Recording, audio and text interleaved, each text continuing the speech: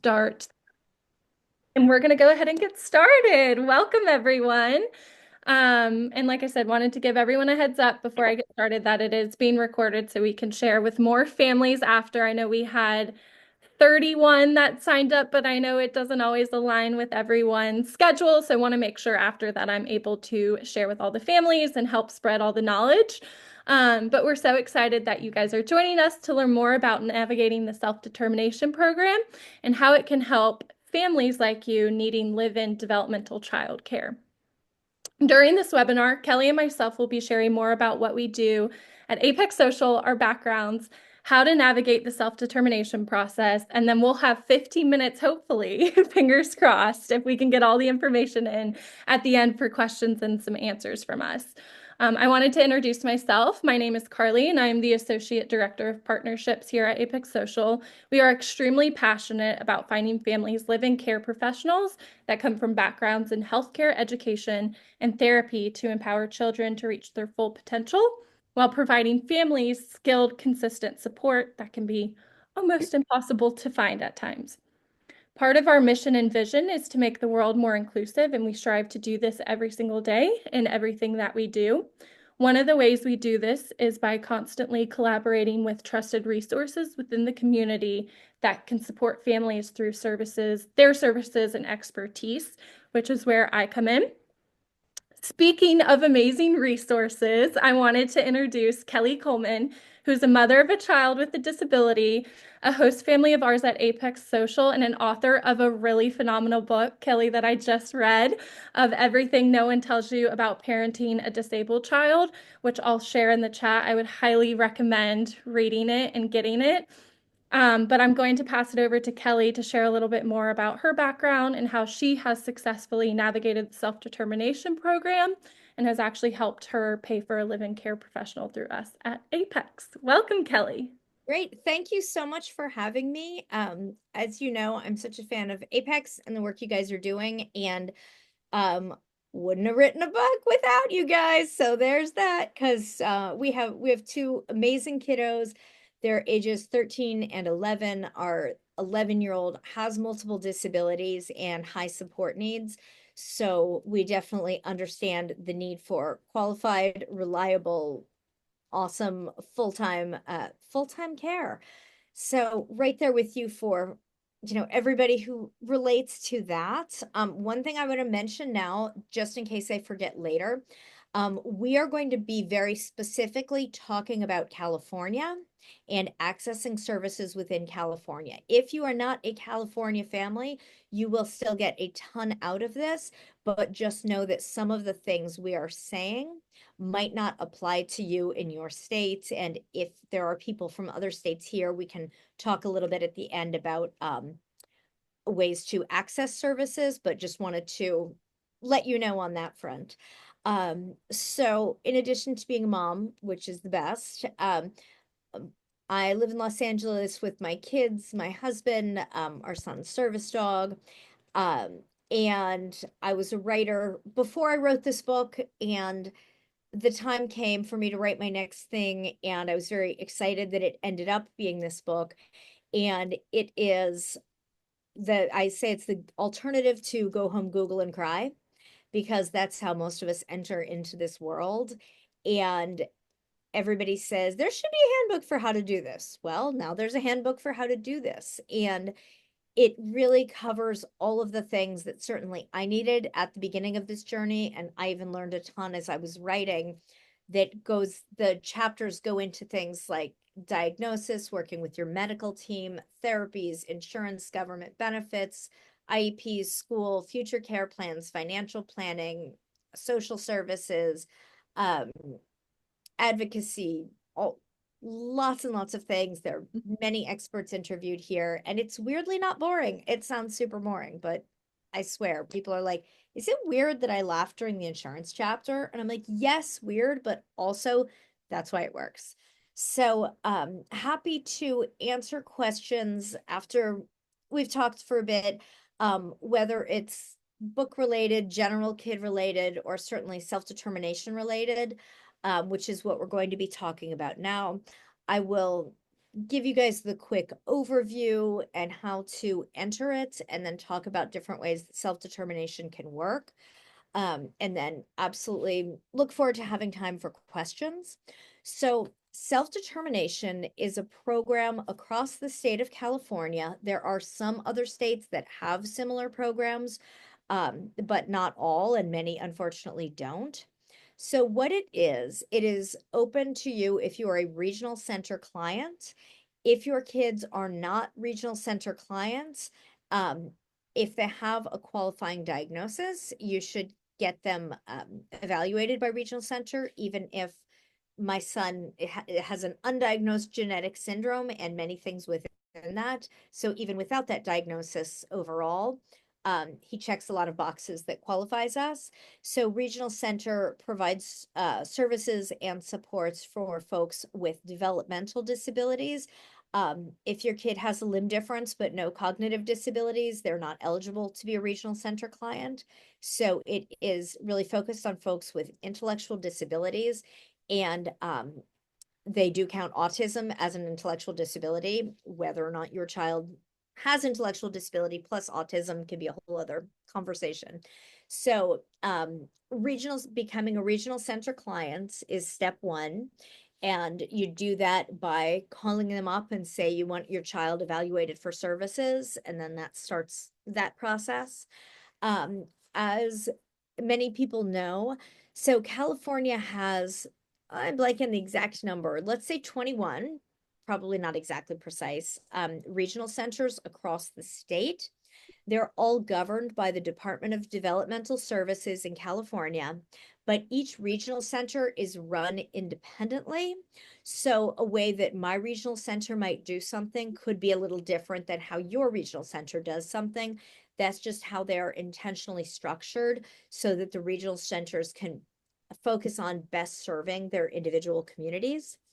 And um, regional center has, in a traditional model, they say, we are offering you these services for the coming year based on your needs, based on our meeting, based on the evaluations. And in a traditional model of regional center, you can only work with companies or individuals that are vendored with your individual regional center. They can't be vendored with the one on the other side of the state. They have to be vendored with your regional center. When that becomes a challenge is when your child has needs for which your regional center does not have vendors, or if you can access these services with other vendors who are not vendored with your regional center, which is a whole process, um, then there could be a better way of doing things. Self-determination was created with the intent of what is that better way of doing things. So with self-determination, again, it is now open to all regional center clients. Um, and self-determination is you still go through the annual process of the IPP, the I'm forgetting what it's called because I've been going strong since early this morning. You go through your IPP meeting, which is basically you meet with them, you talk about where your kid is and your goals for the next year and make a plan. And then they will offer you a certain number. I'm making this up. You may or may not get offered these things. And I also want to underline and reiterate all of our experiences and budgets and services that we have will vary wildly because our children are all very different. If someone on this call says regional center is paying for snowboarding lessons for my kid, that might be appropriate for their kid, but not appropriate for yours. I'm not here to speak about what is appropriate for you to receive, but know that if you tell your regional center you want something because someone else has it, might not be an appropriate justification. It might be, but always like that caveat. So with self-determination, you still go through that process of what is our plan for the year. Regional Center makes their offer to you of what they would give you under the traditional system.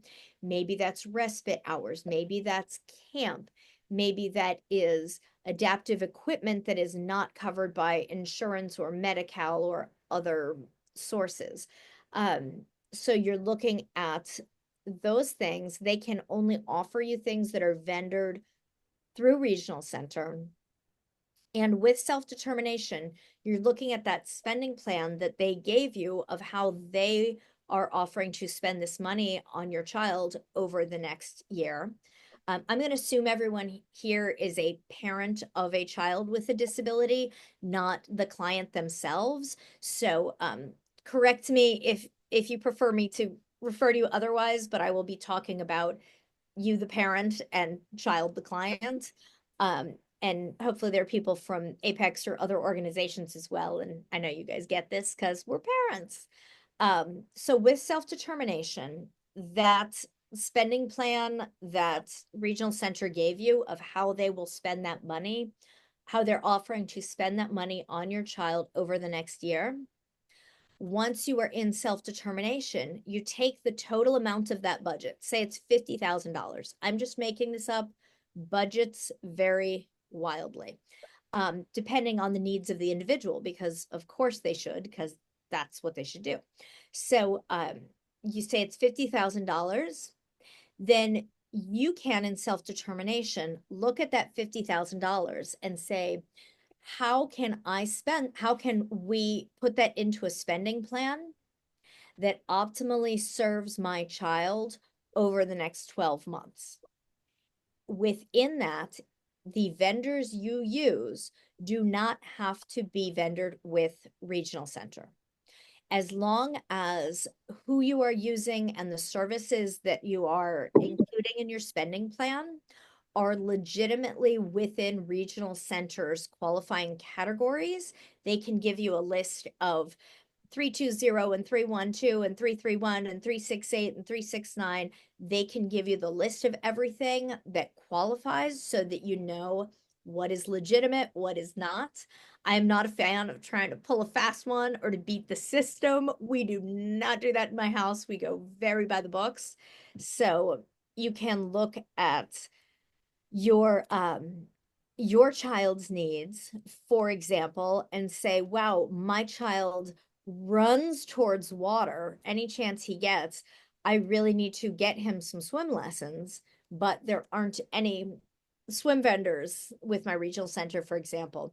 You can go to your local swim school, whether that's a private place, the YMCA, whatever it is, and you can have those swim classes paid for. Does your child need it? And Regional Center will approve your spending plan. So it's not the Wild West. There is a process. They absolutely will approve it once you have it in writing. Maybe your child is 11 years old and needs swim diapers like mine does. Then you could budget for swim diapers in your self-determination spending plan. And specifically, what we are here to talk about is how to account for Apex live-in childcare. I'll say Apex specifically because that's who we use and have used for years. Before we found Apex, we used a different au pair agency, and they were perfectly fine and lovely people. But the quality of candidates that Apex has is you can't find it anywhere else. I'm sure everybody on this call knows that. And especially for our kiddos who do have unique and sometimes intensive support needs, you need someone who is signing on specifically wanting to work with kids like ours, because they see this as I'm more than a babysitter. This is career training. And you just get a totally different quality of experience and care. So, depending on your budget, is how you could write in Apex and Apex Caregiver into your budget. The different things that you could write in, there's the annual matching fee that can be written into your self-determination budget. It's either code 310 or 312 that is live-in caregiver for regional center. Some people put it under 320, which is something along the lines of community access and participation. That's not exactly what it's called, so don't quote me on that. But it really depends on what is the most appropriate for your child. At the end of the day, does it really matter what category? I don't particularly care as long as my kid gets what he needs. So it is legitimate. There is a category specifically titled live-in caregiver. And within that, you can add to your budget the Apex matching fee. You could add to your budget the monthly Apex ongoing charges. You can also have your caregiver's weekly stipend budgeted into that. If you want to have, and again, it depends on the size of your budget and how you want to structure things to best serve your kid. Um, you can, cover their taxes so they're not paying their own taxes, for example, within that. And the when you're in self-determination, you have a financial manager. The financial manager must be vendored with your regional center. Your regional center can give you a list of the financial managers. They will write all the checks. You are never writing a check. If you write a check, by the way, who writes checks anymore, right? But write a check. If you were to write a check and then ask for reimbursement, the answer is no. So don't do that because you won't get reimbursed for it. Maybe in some magical unicorn way, someone will figure it out, but that's not what I have ever done or been told is possible. So that is the best information that I have is you cannot get reimbursed once you are out of pocket for something. So it is, and each financial manager has a different system of how you set up Apex or the swim school or whatever. It's a not tremendous amount of paperwork. Apex just signs up. It shows they're a legitimate company and they can get paid. The financial manager directly pays Apex. For me, I have to submit a form for them to pay the matching fee, and then they pay the matching fee. With my financial manager, I'm able to schedule for 6 months at a time of the monthly fees. So rather than having to do paperwork to send the monthly fee every month, if you want, it might be an option to just do it once for 6 months and then do it again for another 6 months. The money is never coming out of your pocket for self-determination. It is always going on your spending plan that Regional Center has approved. Um, and with your care professional, so whether it is your care professional or your neighbor who you want to hire as a babysitter, you onboard them with your financial manager so they're being paid directly as well. It can be with a check that gets mailed. Very many people do it with direct deposit, and that certainly makes it easier. And that is a slightly longer process to get them onboarded with the financial manager, which I actually appreciate because it includes, the background check and the fingerprinting. They want to be sure whoever it is, whether it's coming through Apex, whether it's your neighbor, whatever it is, be sure that person is a safe person to be around your child. And each financial manager will have a different process or amount of paperwork to onboard someone. And there will be timesheets that your care professional fills out and submits every week to get paid. So,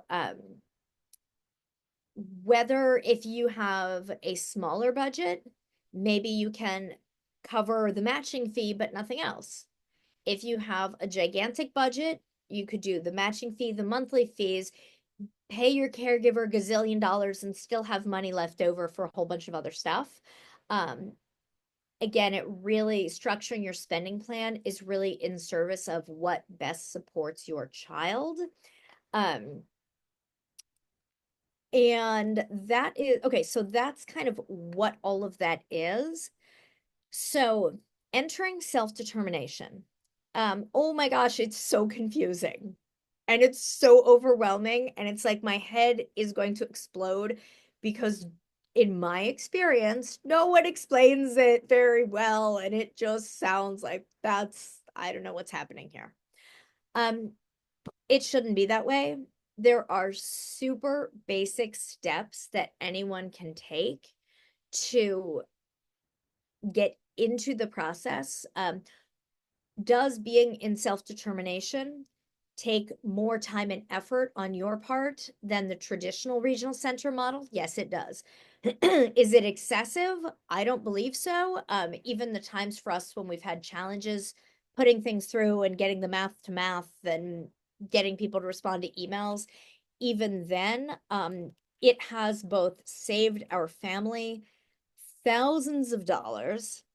It has gotten my kiddo supports and services that he would not have gotten otherwise, that have allowed him to just, like, I could talk about my kid all day, just thrive in so many wonderful and even unexpected ways.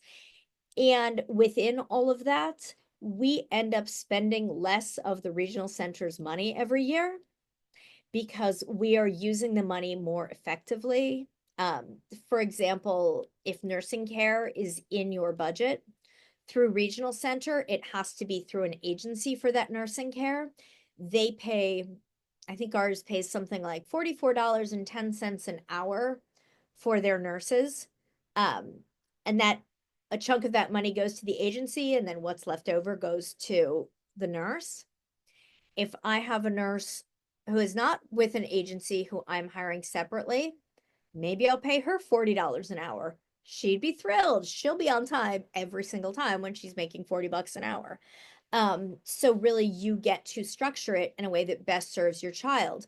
Maybe you're paying her $30 an hour, which is still great, but then you have money left over to add in other supports and services that are all very appropriate, that all serve your annual goals within your regional, excuse me, I have the hiccups. Awesome. That serve your goals within the regional center plan. Um, so speaking of the regional center plan, you've got your plan. Now you want to enter self-determination. Like, how the heck do you do that without your head exploding? Um, we've been in it. We are soon to enter our 6th year. We started in the pilot when it was more confusing than ever. But good news is I've been around the block. Hang on. So the steps that you need to take to start self-determination, which again is open to all regional center clients, is um oh, and Nina just asked, thank you, Nina. Hi. Nina's our local point of contact for our care professionals. So we love Nina. She asked, and please put stuff in the chats and we can answer questions after as well. Up to what age can a child qualify for self-determination funds? Is there an age limit? As long as you're a regional center client, it can go into your adulthood and old age. So there is no like, oh, my kid turns 18, I can't do this anymore. Nope. If your kid is still a regional center client, this will always be available to you in California. So entering the program, what you need to do is, so 3 things to get started. Number 1, tell your regional center coordinator in writing, and email counts. I always copy myself so that I save a copy in my regional center folder in my Gmail. Um, Tell them in writing that you want to enter self-determination. Not hard. Number 2, ask for your budget for the last 12 months. Um, I've heard all these stories of it taking weeks for people to get that budget. Your regional center coordinator has that on their computer right now. If they don't get it to you within an hour, okay, fine, but it shouldn't take weeks. They have that information for you to access. Um, and if you saved it from when they first gave it to you, you might also have that information. And so always save copies of everything, have them email you everything so that you have a paper and an electronic copy of it. So tell them you want to enter. Tell that my hand looks huge when I'm on Zoom. Isn't that fun? You want to enter, find out what your budget is, and you must take the regional center self-determination orientation to find out when those are happening.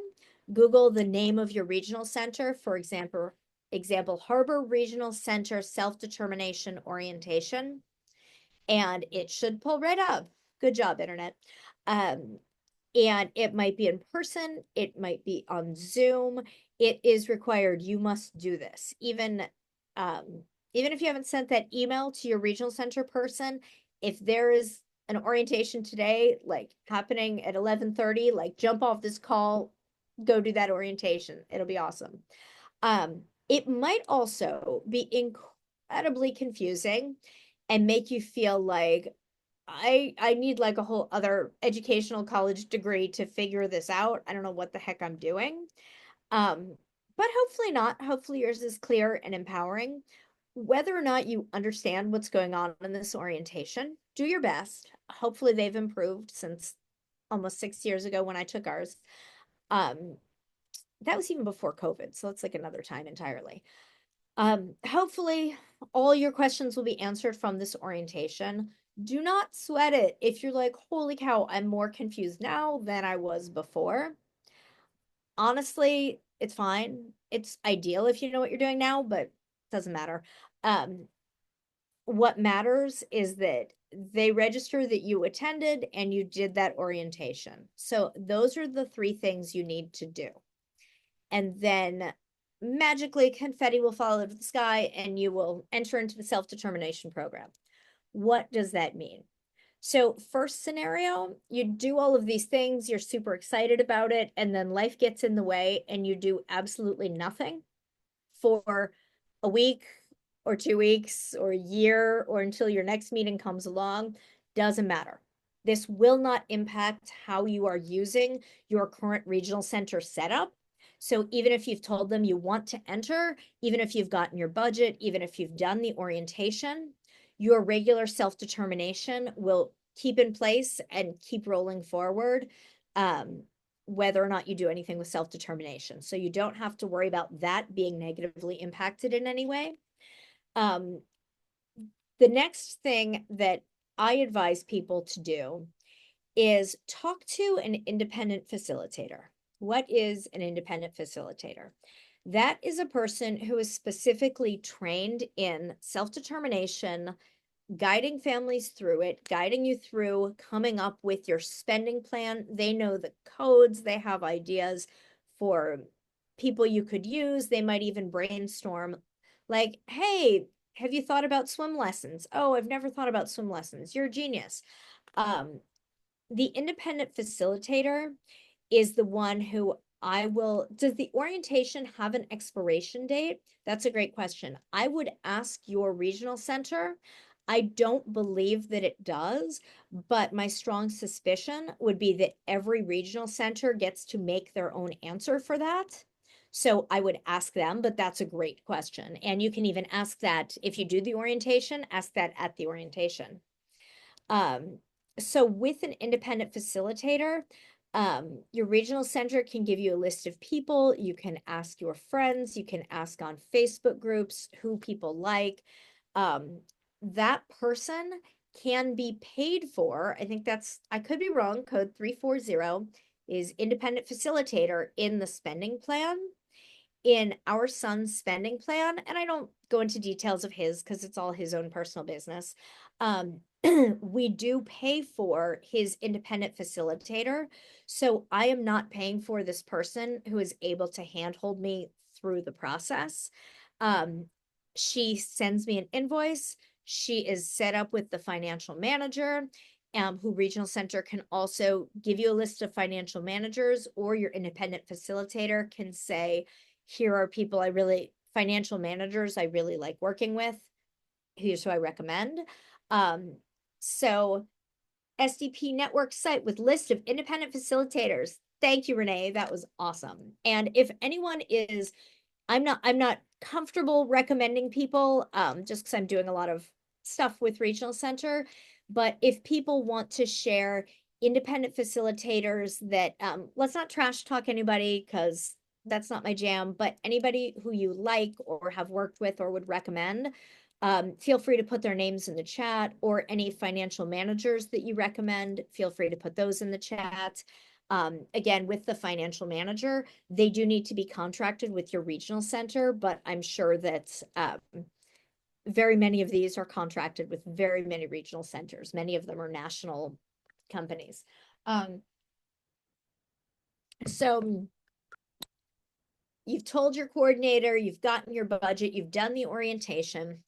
If you have an independent facilitator, they can handhold you through the next step. You absolutely can do it on your own, especially if you feel like you learned what you need to know from the orientation. In theory, your regional center coordinator should be able to help you with this.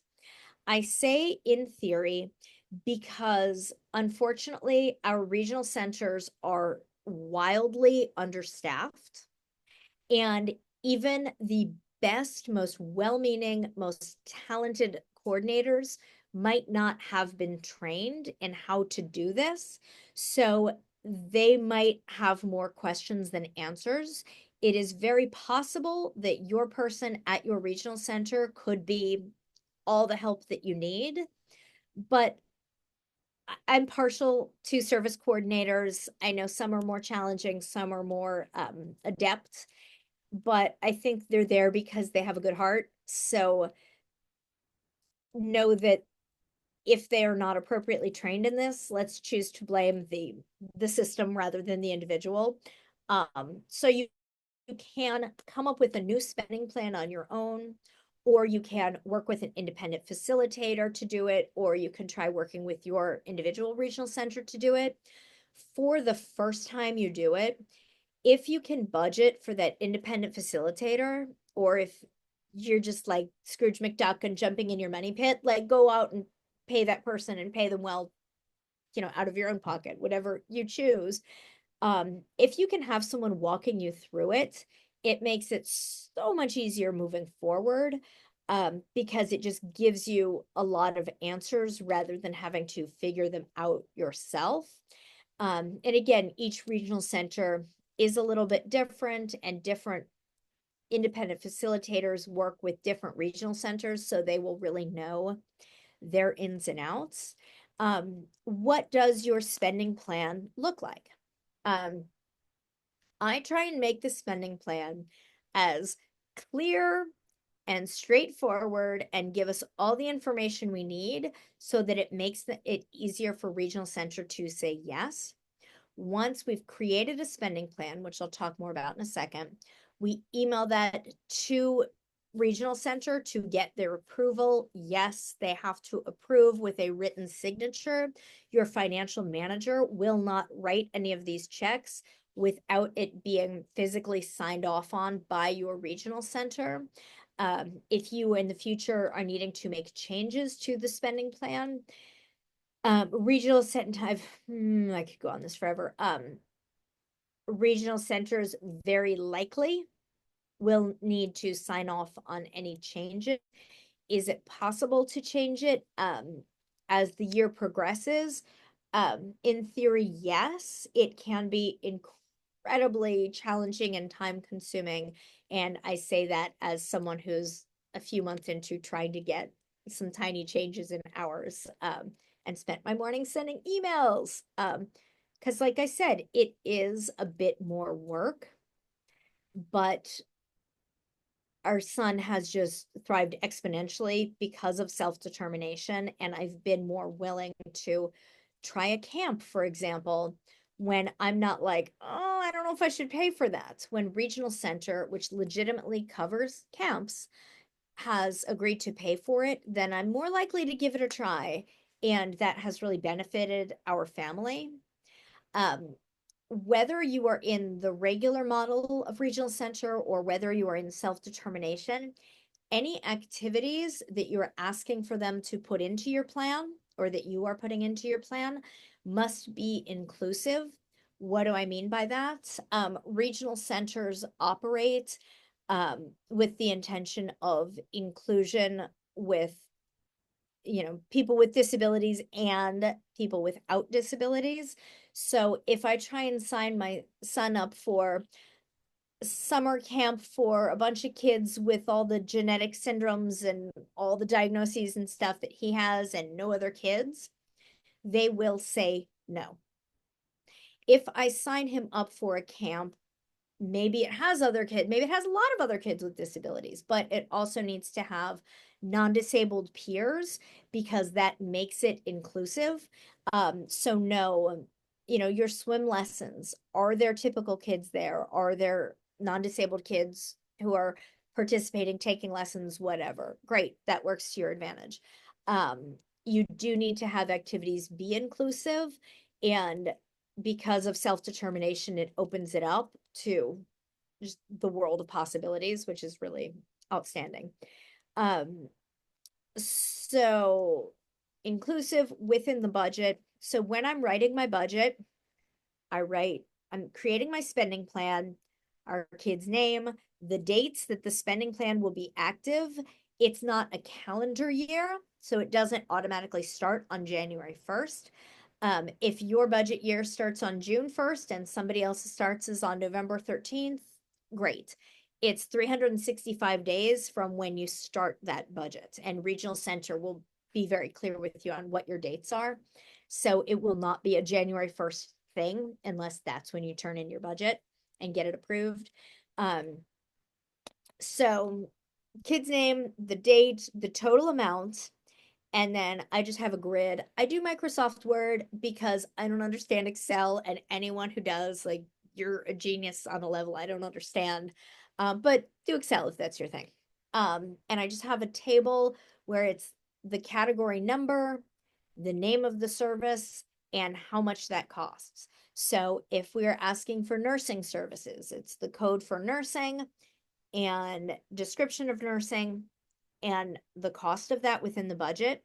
The end of the budget should equal your total. So don't go over and don't try and pull a fast one here. Um, and when I'm listing nursing, I also say, because again, we want to make this as easy as possible for Regional Center to approve, I say goals served. And I look at our IPP document, ours has like a million goals, and I say, this serves goal number 1, goal number 3, and goal number 7. And then on an attached page, not within the grid of the spending plan, because that's a lot to read, on an attached page, I list what the goals are, and I have a little parent note of when my son has swim lessons, he is able to X and Y and Z, and without this, X and Y and Z. Because again, I want to show Regional Center, here are the goals, here's how it applies specifically to my kid, because I want you to approve this, and I want to make this as easy as possible for you to say yes. Some regional centers require you to say what goals it's serving, others might not. For our regional center, it has recently changed, so you didn't have to in the past, but you sure do now. So it's going to take you an extra 15 minutes, and it might save you a whole lot of time in getting it approved. And you turn it in, you get the signatures, all your people will be signed up with your financial manager, and you magically save a gazillion dollars and you get your kid everything they want, and it's all so easy. Wouldn't that be nice? But it becomes easier the more you do it. And I really recommend, especially if you have a kiddo with unique or extensive support needs, looking into it. It can be life-changing. All of that said, I could keep yammering forever, but do people have questions, either general or specific to you? If anything starts to seem too specific and personal, we'll say, well, let's table that. But ask any questions you have. Kelley, there's some in the Or chat that I'm going to read to you. One was, how often can you change your budget plan in 1 year? Um, so each regional center will likely have a different answer for that. If you look at the Department of Developmental Services website, it says that you can change up to 10% of your budget without regional center approval. Well, the without regional center approval thing, I have yet to see that happen in my experience. So that's a question for your individual regional center. My guess is your first year as you're figuring it out, you would be more likely to need to change it. But then as you get in the groove, it becomes less likely you would need that. But that's really a question for each individual center. And then another question was, are there templates parents can access when writing their budget to do something similar as you have with yours? Um, you know what? I can empty all of our, I can clear all of our information. I'm happy to send you our template. I'm sure there are the best person to get that from would be your independent facilitator. It's possible your regional center would have that. They should, because holy cow, that would make their lives easier as well as ours. So I don't know why they don't. I would ask your regional center, ask your independent facilitator. But I'm happy to delete all of our personal information and send you ours as well. Thank you. And thank you so much, Kelley. I learned so much through this. Oh, It's good. such a maze of navigating. And if we can help more families, like, Yeah, even one is a win for us. And this was something that's just really important to help spread yeah. the word. I'm going to ask any participants if you have any other questions, please drop it in the chat. I'll wait like 2 more minutes. And then also, I know this was a lot of information. Kelley was so informative. Thank you so much again. This is recorded too. So if you feel like, wow, this was a lot of information, drop your name and your email in the chat and I can send you a recording. And I can also send you a little bit more information about what we do at Apex Social so you can have some time to go over the webinar, go over what we do, and you'll also have my email so I can help answer any questions that might come up. Oh, I think we got one more question. What code has been used to pay for the placement fee?